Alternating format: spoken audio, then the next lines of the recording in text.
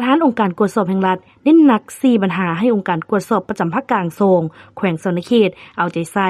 วันที่12พฤษภาคม2026ท่านเวียงทวิศรเทพจันทร์กรรมการศูนย์กลางพรรคประธานองค์การกวดสอบแห่งรัฐได้โอ้ลมและซี้นำคณะพรรคคณะนำและพนักงานขององค์การกวดสอบประจำภาคกลางโซงในโอกาสลงเคลื่อนไหวเฮ็ดเวียกอยู่แขวงสนเขตซึ่งท่านได้เน้นหนักบางปัญหาดังนี้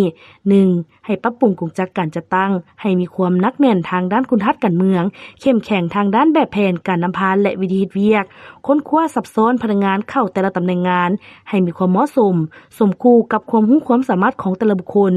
2. เอาใจใส่พัฒนาความรู้ความสามารถของพนักงานทางคุณทัศน์การเมืองคุณสมบัติศีลธรรมปฏิวัติจรรยาบรรณจริยธรรมวิชาเฉพาะและภาษาต่างประเทศ